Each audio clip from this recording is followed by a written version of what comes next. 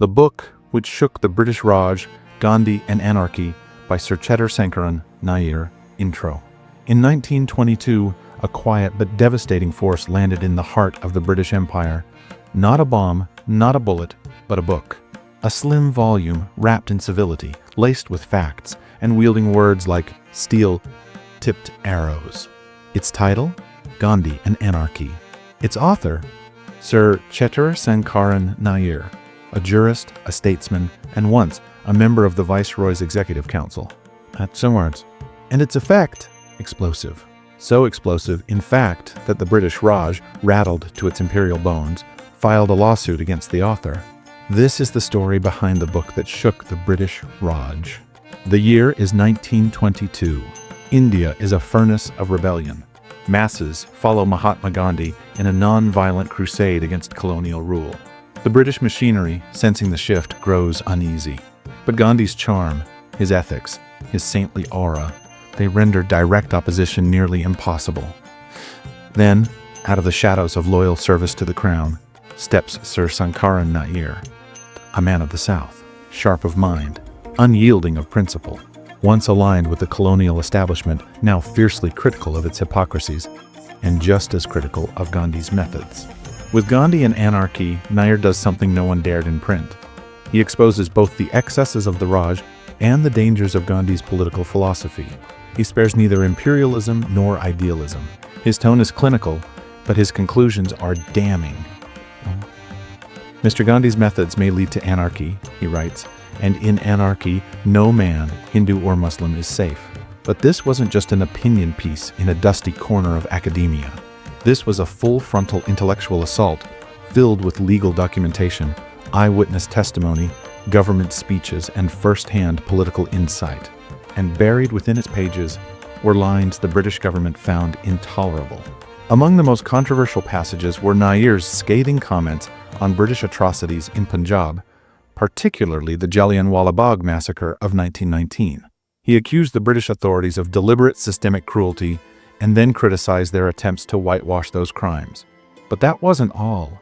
He called out the governor of Bombay, accused Sir Michael O'Dwyer of moral complicity, and laid bare what he saw as a callous indifference to Indian suffering and deaths.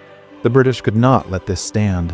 In 1922, the government filed a defamation suit against Sir Sankaran Nair, specifically for his criticisms of Sir Michael O'Dwyer and the colonial administration's role in the Punjab atrocities. The case was no sideshow. It drew public and political attention across continents. In India, nationalist leaders rallied behind Nair. In Britain, liberals began to take a harder look at what was really happening in the name of empire. The trial took place in London, and for the Raj, it was meant to be a silencing blow, but it backfired. In court, Nair stood unshaken. He defended every word. He proved that the events in Punjab were not fiction, but fact. He pointed to official records, to eyewitness accounts, and to parliamentary debates that confirmed his version of the truth. And while the court ruled in favor of O'Dwyer, the moral victory belonged to Nair. The world now knew the empire's brutality was not a rumor. It was documented. And the man who had exposed it had done so not with fists, but with fearless intellect. It was not sedition, said one commentator. It was evidence.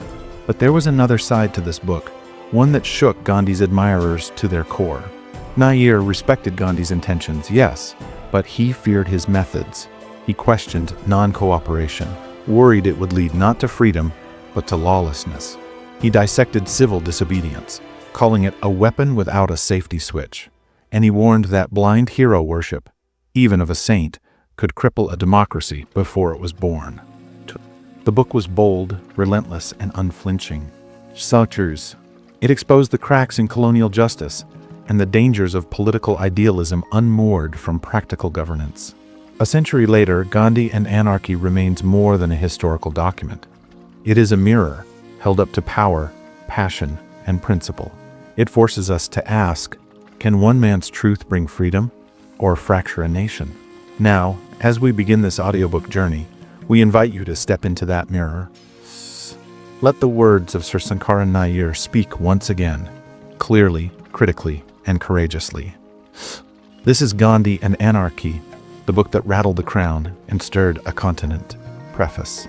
Before penning a single line of critique, Sir Sankaran Nair asks for your understanding. The preface of Gandhi and Anarchy is not a declaration of war. It is a careful calibration of intent. A letter to the reader urging clarity, not confusion. Respect, not rancor. He begins with humility. Addends. It is no part of my intention to belittle Mr. Gandhi, he writes. He has rendered great services to India and is still rendering them. This, he insists, is not a character assassination. But there is a deeper urgency running beneath his words, a growing concern that Gandhi's enormous influence over Indian politics has crossed a dangerous threshold, where dissent is drowned by devotion and criticism mistaken for betrayal. And so, he picks up his pen not as a foe, but as a concerned compatriot. Sir Nair frames the book not as an academic argument, but as a warning that Gandhi's doctrines, however noble in spirit, are at odds with the political and economic realities of a modernizing world, and that unchecked, they may not lead to salvation, but to anarchy. Why anarchy? Because Gandhi's methods, mass civil disobedience, boycotts, and non-cooperation, though rooted in moral protest, undermine the legal and institutional frameworks that hold a society together. Sir Nair is clear, no nation can survive constant disruption without a plan for what comes after. Mr. Gandhi's idealism, he writes, has bred a spirit of unrest and irresponsibility. The preface urges readers not to mistake means for ends. Gandhi's tools, ahimsa, satyagraha, fasting, may elevate the soul, but they do not automatically build schools, train judges, or organize infrastructure. A liberated India must do more than reject British rule. It must govern itself responsibly. He recognizes Gandhi's saintliness, his moral power, his sacrifice. He even admires his courage to suffer for truth. But he also asks, is suffering enough? Can a country ravaged by poverty and torn by communal strife truly survive on slogans and spinning wheels? Sir Nair is not cynical, he is cautious. And in that caution, he poses the unspoken question, are we building a nation or merely dismantling an empire? The preface also lays out the structure of the book. Sir Nair will begin by outlining Gandhi's philosophy and political activity. He will move through key flashpoints, the Khilafat movement, Punjab atrocities, education reforms, and the non-cooperation resolution passed at Nagpur. He will explore how Gandhi's ideas have affected vakils, lawyers, councils, courts, and even foreign trade. But most of all, he will examine the effect of Gandhi's influence on the Indian people, not just in moments of protest, but in the deep, day-to-day systems required to run a country. At the heart of this preface lies a paradox. Sir Nair admires Gandhi, but fears what Gandhism may become in the hands of fanatics or the politically immature. Or he fears a cult of personality overtaking reasoned debate.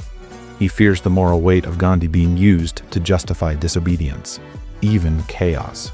And he fears that without clear political alternatives, Gandhi's dream of Ram Raja may dissolve into a vacuum of leadership and lawlessness.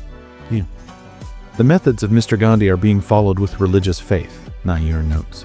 But politics is not religion, and the nation cannot be governed on sentiment alone. Thus, the preface ends not with anger, but with an appeal to rational inquiry. Sir Nair asks the reader to read fully, to weigh the facts, and to challenge Gandhi not out of malice, but from a desire to protect India's fragile path toward self-rule. And so, this book begins, not with fire, but with forethought. It is the warning before the whirlwind, the calm before the critique, a plea from one Indian to another. Think not only with your heart, but with your head. Chapter 1. His philosophy. To understand Gandhi the leader, one must first understand Gandhi the philosopher. For Gandhi, politics was never about elections or power. It was a sacred calling, a mirror of morality, a battlefield of conscience. Or, in this chapter, Sir Sankaran Nair explores that very terrain, the inner landscape of Gandhi's thought. What he finds is both awe-inspiring and, in his view, dangerously impractical. At the heart of Gandhi's philosophy is the doctrine of satyagraha, a term he coined from Sanskrit. Satya meaning truth, and agraha meaning insistence or force. Together, truth force. To Gandhi, truth was not abstract. It was divine. And to live in truth was to live without violence, without greed, and without fear. Well, this, he claimed, was the most powerful weapon in the world. In the application of Satyagraha, Gandhi said, the Satyagrahi does not seek to injure his opponent. He suffers himself. But Sir Nair begins to ask, is suffering always effective? In Gandhi's world, the protester fasts, but the government may not listen. The citizen disobeys, but the structure does not fall. The idealist resists, but the tyrant does not repent. What then? Nair notes that Gandhi's method assumes a high level of moral conscience in the oppressor, a hope that the enemy will be shamed into justice. But in the cold machinery of empires, that conscience is not guaranteed. He places faith, Nair writes, not on political strategy, but on the opponent's heart. That may work with a saint, not with a state. Gandhi's rejection of violence was complete. He even objected to wars of liberation or armed self-defense. Sir Nair sees this as admirable and alarming. Can a nation truly survive without arms, without police, without punitive laws? He questions whether Gandhi's ideas, drawn from the Bhagavad Gita, the Bible, and Jain philosophy, can be applied wholesale to a modern, diverse, and struggling country like India. Swat. Gandhi also believed that the means must be as pure as the end. You cannot achieve justice through injustice. You cannot lie, cheat, or kill your way to truth. This principle made him deeply respected. But Nair wonders, does that make politics impossible? He writes, Gandhi's idealism is suited to an individual seeking salvation, but not to a nation seeking administration. Gandhi's moral code also extended into daily life. He encouraged Indians to spin their own cloth, to boycott British textiles and wear khadi. He believed that by rejecting imported goods, Indians would reclaim self-respect and self-sufficiency. But to Nair, this becomes symbolic to a fault. He respects Gandhi's commitment to rural upliftment, but questions the rejection of modern industry and technology. To fight modern injustice, Nair says, you must use modern tools. He fears Gandhi is idealizing a pre-industrial past, which cannot sustain millions in a 20th century economy. Sir Nair is careful not to mock Gandhi's philosophy. On the contrary, he treats it with reverence, but also with rigor. Fonch. He sees Gandhi not as a politician, but as a prophet. And prophets, he warns, do not always make the best governors. Their eyes are fixed on heaven while the world burns around them. And so, this chapter ends with a critical balance. Awe for Gandhi's inner strength, and anxiety about how that strength translates to national policy. Chapter 2. The Non-Cooperation Resolution. If Gandhi's philosophy was the spark, non-cooperation was the wildfire. In this chapter, Sir Sankaran Nair turns to a defining moment in modern Indian history, the passing of Non-Cooperation Resolution, a bold, sweeping call to defy British rule, not with violence, but with withdrawal. No titles, no councils, no courts, no foreign goods, just refusal. The resolution was adopted at the Nagpur session of the Indian National Congress in December 1920. Gandhi, now the central figure in Indian politics, laid down the law, moral law. The Congress, once a body of petitions and polite debate, now echoed with slogans of Swaraj, self-rule.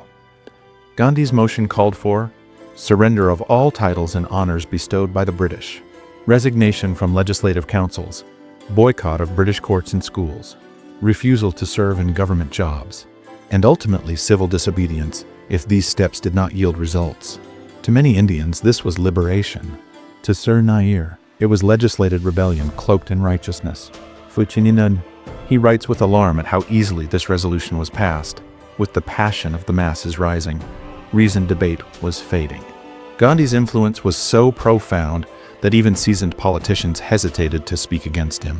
The Congress, Nair says, ceased to be a deliberative assembly and became a platform of blind followers. The resolution, in Nair's view, was not just political, it was emotional. It appealed to pain, to pride, to wounds not yet healed. But in doing so, it swept away the safeguards of law and order. And most troublingly, it offered no constitutional alternative. He feared a vacuum where lawful institutions were torn down and no democratic machinery was built in their place. But Nair doesn't stop at theory. He illustrates the practical dangers. When lawyers withdraw from courts, who upholds justice? When students abandon schools, who shapes the future? When government workers resign, who maintains roads, water, sanitation? These were not abstract dilemmas. They were daily crises. 3. He recalls how young men left college mid-semester, only to be unemployed and disillusioned. Villagers, confused by shifting slogans, stopped paying taxes but faced severe reprisals. Peaceful protests occasionally spiraled into violence and mob frenzy, especially in areas already strained by communal tensions. Bato. For Gandhi, these were growing pains. He believed that self-purification through sacrifice would prepare the nation for freedom, that the country had to learn to stand without the British, even if it stumbled. Sir Nair, however, was unconvinced. A country does not rise by unmaking institutions, he warned. It rises by remaking them, wisely, cautiously, democratically. He worried that the call for non-cooperation had become too sweeping, too mystical, and that its consequences were being judged not by outcomes, but by intentions. In the end, this chapter offers a sobering message. Gandhi's resolution electrified the nation, but it also polarized it. It opened the door to a new kind of mass politics, but at the cost of institutional continuity. Sir Nair asks, if the foundation is shaken before the building is complete, will the structure ever stand? Chapter 3. The Khilafat Question. If Gandhi's politics were shaped by principle, then the Khilafat movement was where principle met paradox. In this chapter, Sir Sankaran Nair unpacks what he sees as one of Gandhi's most controversial decisions: his alignment with the Khilafat cause, a pan-Islamic movement that aimed to preserve the Ottoman Caliphate after World War I. It was a move that won Gandhi massive Muslim support, but also, in Nair's view, compromised both national unity and secular credibility. In what? The Khilafat question arose when the Allied powers dismantled the Ottoman Empire at the end of the war. Indian Muslims who revered the Caliph in Turkey as a spiritual leader were outraged. They feared that Islam's political head was being humiliated and their religious identity threatened. Gandhi, moved by their pain, saw in this crisis an opportunity to fuse Hindu-Muslim unity with the growing independence movement. He threw his full weight behind the Khilafat cause. And just like that, two rivers merged, Satyagraha and Pan-Islamism. But Nair is deeply skeptical of this alliance. He questions the logic of tying India's national movement to the fate of a foreign monarchy, especially one that symbolized Islamic imperialism, not democratic ideals. How can a champion of nonviolence and liberty, he asks, support the reinstatement of a Turkish sultan with a bloody record? To Nair, Gandhi's alliance was not ideological. It was strategic. He believes Gandhi prioritized unity at all costs, even if it meant embracing a movement that had nothing to do with Indian nationalism. And worse, this alliance backfired. Nair cites the Mopla Rebellion of 1921 in Malabar, Kerala, a horrific episode that left deep communal scars. Wujte, originally a Khilafat-inspired protest against British rule, the rebellion quickly spiraled into a massacre of Hindu landlords and civilians. Thousands were killed, women were assaulted, villages were razed. To Sir Nair, this wasn't an accident. It was a consequence of emotional politics without guardrails. Mr. Gandhi's support gave legitimacy to a movement, he writes, whose religious and political goals were dangerously conflated. He accuses Gandhi of downplaying the atrocities, of prioritizing unity over truth. Even in the face of overwhelming evidence, Gandhi refused to condemn the Mopla violence in harsh terms, saying the rebels were brave but misguided. Nair is appalled. He believes that failure to name and denounce communal violence, especially when perpetrated by one's political allies, is a betrayal of both morality and nationhood. Silence in the face of sectarian brutality is not neutrality, he says. It is complicity. This chapter is not just a political analysis, it is a moral argument. Sir Nair warns that religious sentiment, when weaponized, can override reason and justice. And he believes that Gandhi's endorsement of the Khilafat cause blurred the line between protest and fanaticism. He urges future leaders to learn from this misstep. Never trade moral clarity for temporary alliances. The cost is always higher than the gain. Chapter 4. The Punjab Atrocities. Some moments in history echo louder than others. One such moment was April 13, 1919, the day of the Jallianwala Bagh massacre in Amritsar. A day when colonial arrogance opened fire on its own subjects. A day that left blood in the soil and a scar on the soul of India. In this chapter, Sir Sankaran Nair addresses what he calls the Punjab atrocities. But this is not just an account of violence. It is an indictment of the impunity and silence that followed it, both from the British administration and, to some extent, from Gandhi himself. It began with protests, civil unrest, anger at the arrest of nationalist leaders. The situation in Punjab was tense, but not explosive. Then came General Reginald Dyer. Without warning, without provocation, he marched troops into a public gathering at Jallianwala Bagh, blocked the exits, and ordered his men to open fire. They fired without pause for 10 minutes. They killed 379 people, by official count. Likely over 1,000 in truth. They did not stop until every bullet had been spent. But Sir Nair's outrage is not just at Dyer, it is at the system that protected him. The British government conducted a perfunctory inquiry. No charges, no trial, no punishment. Dyer was praised in British circles, even rewarded with a fund raised in his honor. It was not merely a crime, Nair writes. It was a crime endorsed. He describes further humiliations.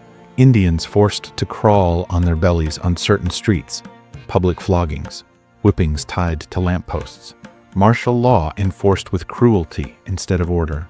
These were not aberrations, they were policy. And where does Gandhi fit into this? Why, Sir Nair acknowledges that Gandhi condemned the violence. He recognizes that Gandhi suspended the non-cooperation movement as a protest against rising disorder, partly in response to Punjab. And this is where Nair's criticism sharpens. He questions why Gandhi's condemnation was not louder, harsher, more relentless. He wonders why non-violence, so fiercely policed among Indian protesters, was not used as a moral weapon against British brutality with the same force. The Mahatma fasts when his followers err, Nair notes. But he does not fast when rulers massacre innocents. The chapter isn't just a lament, it's a courtroom. Nair brings evidence. Excerpts from Hunter Commission reports, statements from British officers, accounts from Punjab civilians whose lives were shattered, and he leaves no doubt this was not the act of one man. It was the complicity of a colonial government that believed Indian lives were expendable. He demands justice, not gestures, accountability, not apologies, and memory, not manufactured amnesia. When closing this chapter, Sir Nair leaves us with a haunting truth. What happened in Punjab was not just an atrocity. It was a mirror in which both the British Raj and Indian leadership had to see themselves and decide who they truly were. Chapter 5, Swaraj or Home Rule. So, what does freedom look like?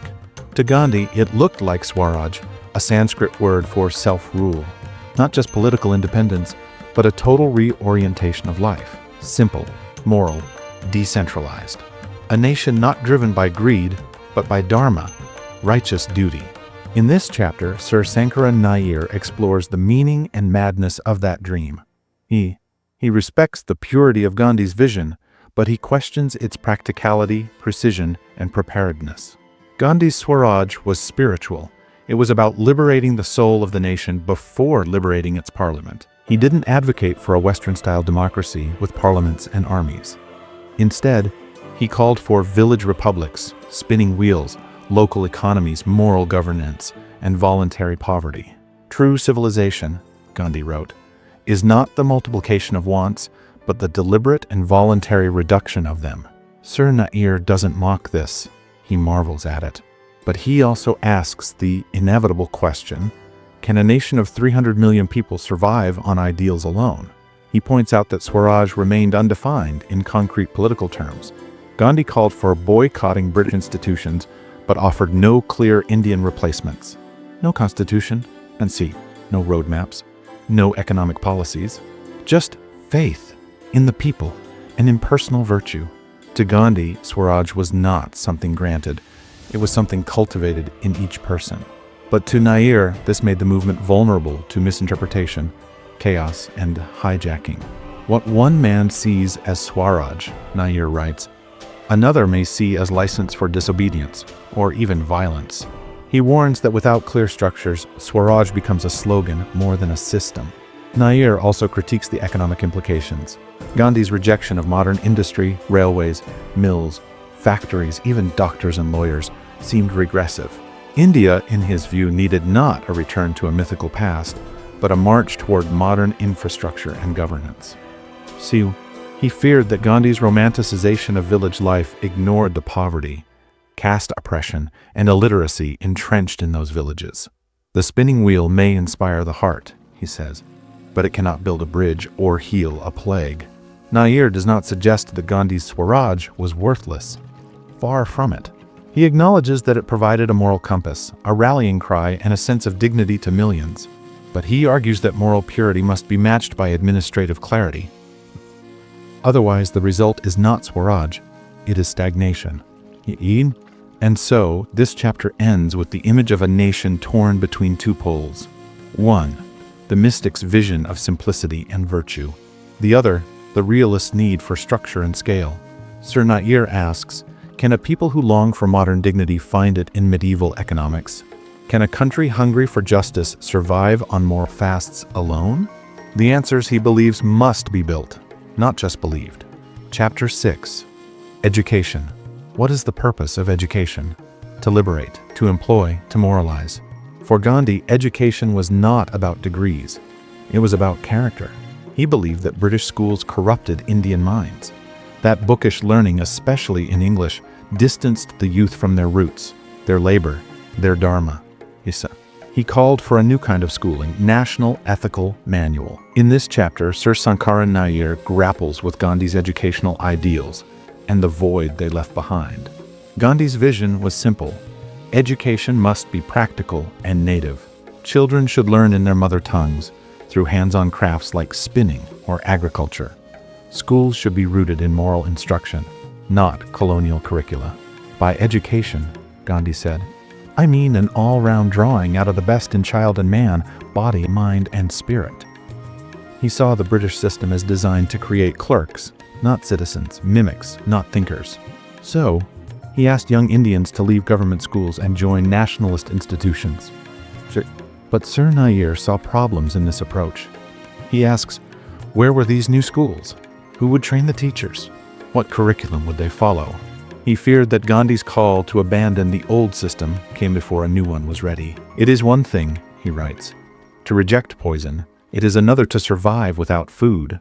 The result? Thousands of students left their colleges and schools only to find themselves in educational limbo, uncertified, untrained, unemployed. And the damage, Nair argues, was not temporary. By discrediting English education, Gandhi also distanced the Indian youth from science, law, medicine, and global discourse. Sir Nair insists that vernacular education is important, but must not come at the cost of technical progress. The world is not run on hand looms alone, he writes. It is run on science, mathematics, and law. He warns that Gandhi's model may uplift rural spirit, but risks trapping the next generation in ignorance and sentimentality. Nair also challenges Gandhi's call to combine education with manual labor. Yes, the dignity of labor is essential, but Nair argues that schools should elevate, not just emulate, village life. He feared that making children spend hours on spinning or carpentry, without rigorous academics, would weaken intellectual growth, not strengthen it. Mwadun, a boy may spin well, Nair says, but if he cannot read, write, reason, or speak for justice, what have we achieved? Education, to Sir Nair, is a bridge. A bridge between the past and the future, between tradition and science, between soul and system. And that bridge, he fears, was being burned, not built. He closes this chapter with quiet urgency. India's future depends on its schools, and its schools must be rooted not in ideology alone, but in excellence, access, and evolution. Chapter 7. Vakils and Courts. In a society built on law, vakils, lawyers, are its interpreters, and courts its temples. But Gandhi saw something different. To him, the courts of British India were not halls of justice, but tools of control. They served empire, not equity. And so, as part of the non-cooperation campaign, he asked Indian lawyers to resign their practice and the public to boycott colonial courts altogether. In this chapter, Sir Sankaran Nair examines this bold strategy and its unintended, even dangerous consequences. Gandhi believed that true justice could not be delivered by a foreign ruler, using foreign laws in a foreign tongue. He criticized the expense, delay, and complexity of the British system, problems that many Indians deeply felt. He asked, "Why plead before the very machinery that enforces your slavery? If we withdraw our cooperation from the system," Gandhi reasoned, "the system will collapse." For Gandhi, the law was not about process. It was about conscience. If the courts upheld injustice, they had no right to exist. But Sir Nair saw this differently. He agreed that the British legal system had flaws, but also recognized it as one of the few functioning institutions where Indians could assert their rights, even against the state. To boycott the courts, he argues, was to abandon justice entirely, especially for the poor, the marginalized, and the vulnerable. Where do the voiceless go? Nair asks. When the courts fall silent. He feared a descent into mob justice, where disputes would be settled not by law, but by emotion, intimidation, or tradition. Even more troubling to Nair was the pressure placed on vakils, many of whom had spent years mastering their profession, serving their communities, and defending civil liberties. Now, under Gandhi's call, they were told that continuing their practice was a betrayal of the nation. Some resigned. Others resisted. And a few, caught in between, lived in fear of social shaming or even violence. Nair calls this a kind of moral coercion, where individual choice was sacrificed on the altar of mass sentiment. And he reminds readers that Gandhi himself was trained in law, that it was the same legal system, however imperfect, that had once protected Gandhi's own rights in South Africa, that Indian nationalists had used these courts to fight sedition charges, win land rights, and demand transparency. To now reject them completely, Nair argues, was to throw away one of the few tools India had to fight imperialism through lawful means. "Let us reform the courts," he writes, "not abandon them." This chapter is not a defense of British rule, it's a defense of order over chaos. Sir Nair acknowledges that Gandhi's intentions were pure, but he feared that in asking Indians to walk out of the courts, he was leaving them with nowhere to turn for justice. And in a country as diverse and divided as India, the absence of law, he warns, does not create unity. It creates opportunity for violence, vendetta, and decay. Chapter 8. Boycott of Councils. Politics is often the art of the possible, but for Gandhi, it was the test of the moral. In this chapter, Sir Sankaran Nair turns his attention to Gandhi's call for the boycott of legislative councils, colonial forums designed to simulate Indian participation in governance. To Gandhi, these councils were hollow structures, instruments of deception meant to pacify, not empower. He urged the people to reject them entirely. And once again, the nation listened. When the Government of India Act of 1919 introduced reforms to widen Indian representation, hopes rose that political dialogue would replace repression. Provincial legislative councils opened their doors to Indian members. Though limited in power, they were stepping stones, perhaps toward self-rule. But Gandhi saw them as traps. To enter them, he argued, was to legitimize foreign rule. To sit at the colonial table was to accept the crumbs of power instead of demanding the whole meal. So he called for a complete boycott. Participation, Gandhi said, means compromise. And I will not compromise with injustice. But to Sir Nair, this was not a moral stand. It was a strategic miscalculation. He agreed that the councils were flawed, but saw them as vital platforms for voice and resistance. It is better, Nair writes, to speak in the halls of power than to shout from the streets alone. Why? He feared that by leaving these spaces empty, Gandhi handed them back to the British, unchallenged. That India was silencing its own voice, on principle. Worse, he says, the boycott created a false binary, that one was either with Gandhi or with the British. that those who entered councils even to fight imperialism from within were branded as collaborators. This, Nair argues, fractured the nationalist movement. It alienated moderate leaders, those who believed in constitutional reform, in dialogue, in evolution over revolution. And it opened space for radical elements to dominate the discourse, people more interested in disruption than in building institutions. Politics, he warns, cannot run on negation alone. Nair also underscores the irony. While Gandhi rejected councils as colonial constructs, he also worked through the Indian National Congress, an organization that itself negotiated with the British, passed resolutions, and had procedural rules. He asks, if you believe in organized politics, why abandon the one arena where you can directly influence governance, even if partially? So, to him, Gandhi's rejection of councils was less a tactical decision and more an expression of purest idealism, noble but disconnected from the realities of statecraft. And so this chapter closes with a lament. Sir Nair mourns the lost opportunities for dialogue, policy shaping, and democratic experimentation. He fears that boycotting councils delayed India's institutional maturity and deepened polarization. To walk out of the room, he says, may express dignity, but to stay, speak, and struggle from within, that builds a nation. Chapter 9. Boycott of Foreign Goods. Few images define Gandhi more than the spinning wheel, the charkha. It wasn't just a tool, it was a symbol of self-reliance, resistance, and revival.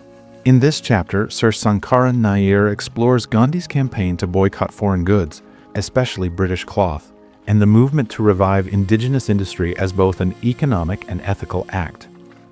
To Gandhi, this was not simply trade policy. It was national redemption.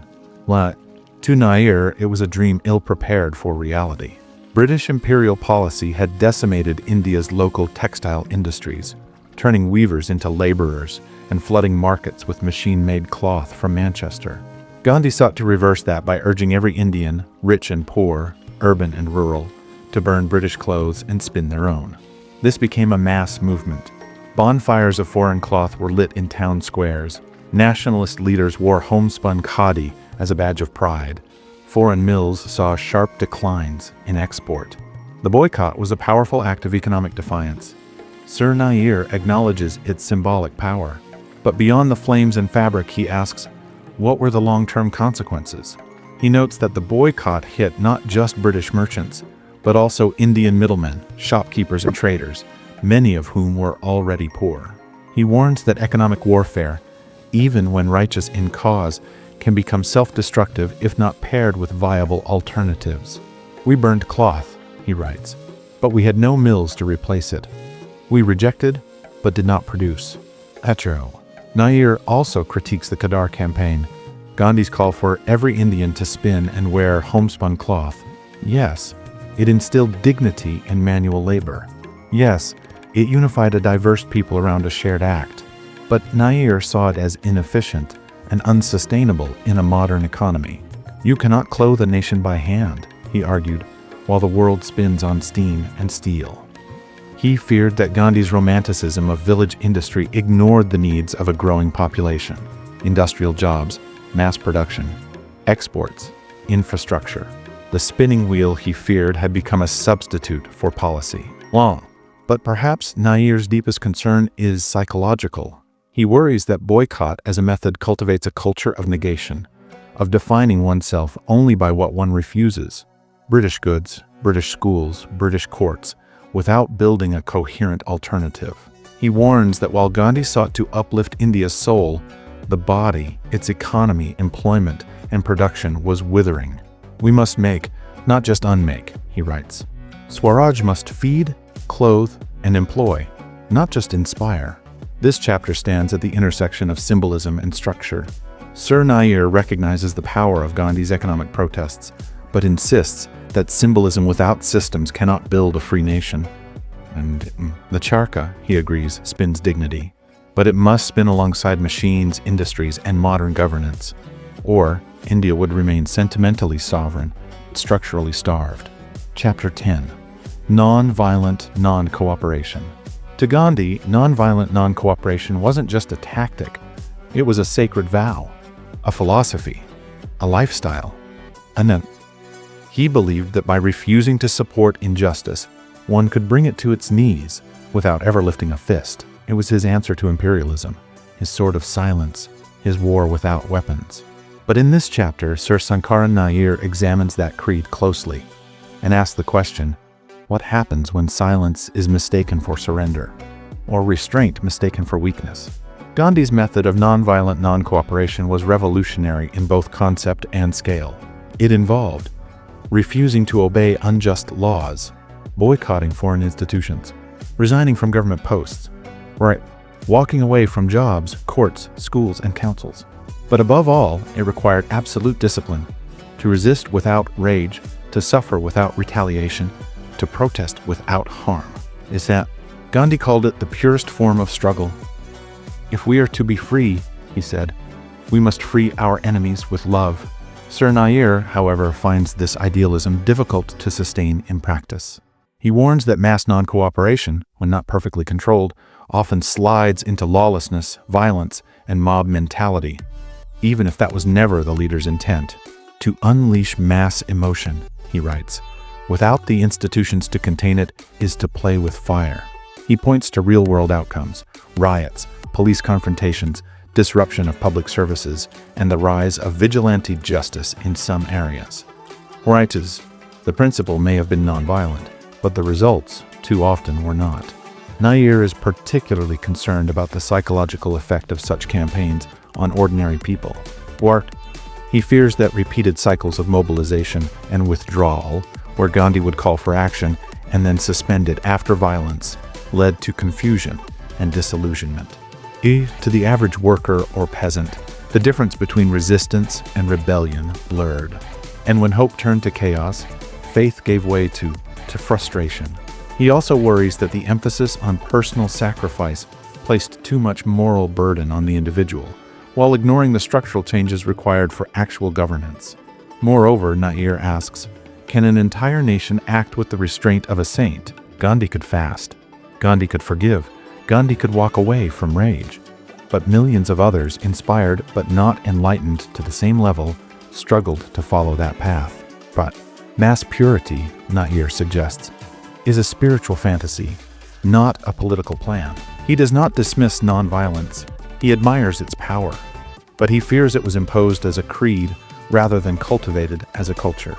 To Sir Nair, non-cooperation should have been a means, not a morality, a strategy with an endgame, not a lifelong posture. He longed for constructive alternatives, plans for new institutions, leadership training, civic education, not just refusal, but rebuilding. But in Gandhi's method, he found rejection without replacement, and that, he feared, would leave India weakened, not awakened. This chapter sits at the heart of the debate between idealism and realism, between Gandhi's moral force and Nair's political foresight. One asks, what is right? The other, what works? And between those two questions lies the fragile thread on which a nation's fate hung. Chapter 11. Individual civil disobedience. If non-cooperation was a tide, civil disobedience was the stone that disturbed still water. One deliberate act, one person, one ripple at a time. In this closing chapter of the main text, Sir Sankaran Nair examines individual civil disobedience. The concept Gandhi promoted after mass movements grew volatile, violent, or unsustainable. The idea was simple but radical. Let each person, guided by truth and conscience, break the law openly, peacefully, and with full readiness to accept punishment. No mobs, no masses, just moral protest, personal and pure. Gandhi believed that if a person regarded a law as unjust, they had a duty to disobey, but only under strict conditions. They must disobey non-violently. They must do so openly, without deceit. They must be ready to suffer the consequences, including prison. Civil disobedience is the purest form of constitutional agitation, Gandhi wrote. It is a sacred duty. But Sir Nair, as ever, asks the deeper question, can this scale? Can it survive in a complex, combustible society? Nair worries about misinterpretation and misuse. He acknowledges the sincerity of Gandhi's own practice, but fears that once the principle is released into the public domain, it risks becoming a license for disruption. What one calls unjust, another may call essential. One man's conscience could mean another man's crisis. When the law becomes negotiable, Nair writes, order becomes fragile. He offers real examples: people refusing to pay taxes, defying police orders, sabotaging institutions, not to purify the nation, but to settle personal or political scores. To Nair, civil disobedience without checks and civic education is a dangerous ideal. He believes it should remain a last resort, not a way of life. A protest against tyranny, not an everyday tool in the hands of the impatient. He also fears that Gandhi's followers, eager to emulate him but lacking his self-discipline, often misread civil disobedience as heroic defiance rather than ethical suffering. The deeper issue, Nair suggests, is that the movement, once driven by ideas, had now become driven by emotions. Gandhi's charisma had made every act of resistance seem noble. But Nair warns, not all disobedience is virtuous, not all law-breaking is courageous. And when law is repeatedly broken by the very people who claim to love their country, what remains? A state cannot be run on prayer, he says. It must be built on principle, process, and policy. And so, this final chapter draws the curtain on a movement both magnificent and messy. Sir Nair closes not with condemnation, but with a challenge. Let Gandhi's principles inspire us, but let us also demand from ourselves the tools to govern, the discipline to build, and the clarity to know when protest becomes peril. Appendix I, Viceroy Speech. The Viceroy's speech is a portrait of imperial self-assurance. Delivered in the wake of national unrest and increasing calls for self-rule, it strikes a tone of benevolent authority. He praises the reforms introduced under the Government of India Act of 1919, positioning them as a great experiment in liberalism. We have given India greater responsibility for her own affairs, he insists, and trust she will prove herself worthy. But Sir Nair sees a different message, not empowerment, but evasion. The Viceroy speaks of peace without acknowledging the cause of discontent. He praises order, but not justice. And nowhere is there an admission of the Punjab atrocities that still bleed in the public memory. Appendix 2, Diabolical Atrocities. This appendix contains direct reports of the Mopla Rebellion, not from politicians, but from survivors. Women, children, entire villages bore the brunt of violence in Malabar. The word diabolical is not poetic here. It's literal. Men were slaughtered, women were forcibly converted, temples desecrated, property looted. It was communal violence, clothed in Khilafat allegiance, made worse by state indifference. Gandhi's reluctance to directly condemn the violence is highlighted here, and Sir Nair uses these testimonies to show the real-world cost of ideological alliances. Appendix 3, Malabar's Agony. These are detailed narratives from Malabar, harrowing, precise, and sickening in their repetition. Villages like Tirurangadi and Panani suffered relentless raids. Massacres were followed by forced conversions, rape, and arson. Hindus were systematically targeted. Nair presents this not merely to shame Gandhi, but to ask, was this the cost of blind unity? Did Gandhi's silence in the face of such brutality amount to moral abdication? Appendix 4.4, Proceedings of the Conference Calicut. This conference brought together Hindu and Muslim leaders to examine the Mopla horrors. It sought accountability, not revenge. The report shows Muslim leaders condemned the violence, but also how Gandhi's continued support of the Khilafat movement confused and divided the communities. Though, a key takeaway: truth must precede unity. Suppressing facts for the sake of political convenience does more harm than healing. Appendix 5, Petition of Malabar, Ladies to Lady Reading, AMDs. It is perhaps the most heart-wrenching appendix in the book. Your ladyship, it begins, we appeal to you not as political beings, but as wives, sisters, mothers. It details gendered violence, rape, forced conversions, humiliation, a cry for help to the only woman in power who might listen. These voices rise above politics. They make the rebellion personal, real.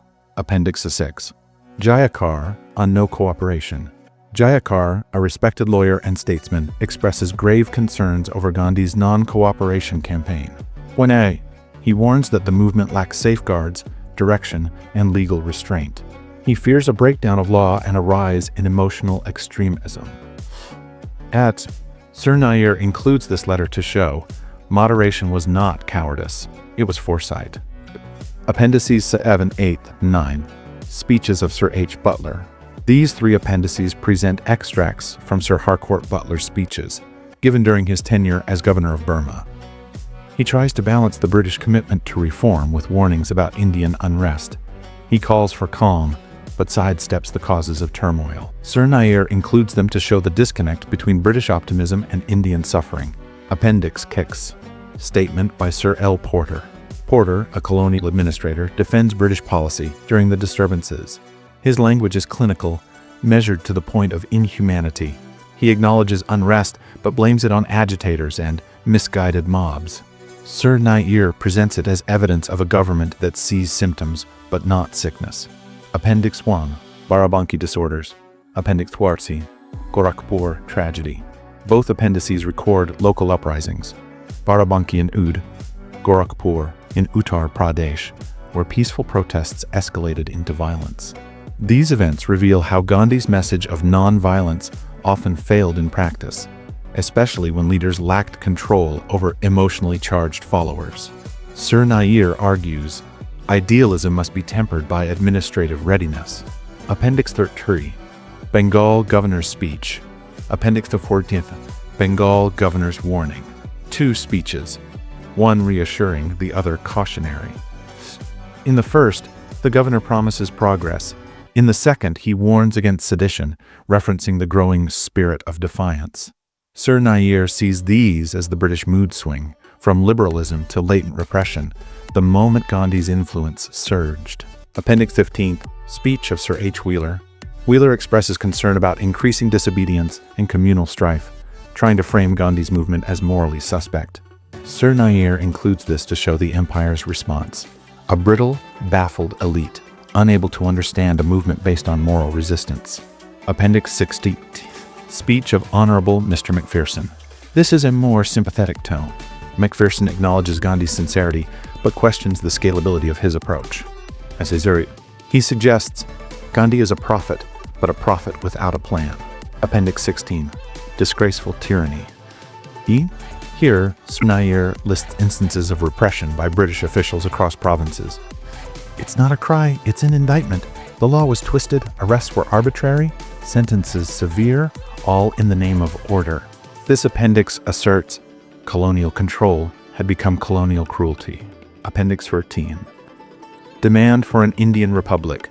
This is a declaration of purpose. Here, leaders begin to say openly what had only been whispered. India should not just seek dominion status, it should become a republic. Gandhi's language had shifted the window. The demand for full independence was born. Appendix 14. Government replies. Mr. Gandhi's misstatements. This appendix features point-by-point rebuttals to Gandhi's public charges against the British government. It reveals the empire's desperation to retain its moral veneer, even as its authority cracked. Sir Nair includes it to show even rebuttals can't erase truth. Appendix 6 says, Non-Cooperation Resolution. This is the full text of the 1920 Nagpur Resolution. Wansi, a landmark in Indian history, it calls for boycott of schools, courts, councils, surrender of titles, promotion of Khadi, preparation for civil disobedience. It was Gandhi's blueprint for mass non-cooperation and the formal beginning of the Indian Revolution. Appendix 2. Mr. Gandhi's statements. This appendix collects Gandhi's own clarifications, defenses, and appeals, spoken and written throughout the movement. In Nasi, here, we see his moral intensity, his belief in love over hate, suffering over vengeance. It humanizes the Mahatma, but also, in Nair's eyes, reveals the inflexibility of his worldview. Appendix 2. List of riots and disturbances. A chilling register. City after city, date after date, from Punjab to Bengal, from Malabar to Bihar, riots, killings, arson, and sectarian clashes. all during the height of non-cooperation. Sir Nair presents this as the cost of mass movements without mass discipline. Appendix Third. Speech of Sir William Vincent. The final appendix closes with a speech by Sir William Vincent, a voice of fading imperial optimism. He praises Gandhi's spirit, but insists India is not ready for self-rule. It is the final note of the empire's old argument. They are not ready. Sir Nair's book in total is the answer. They are ready and rising.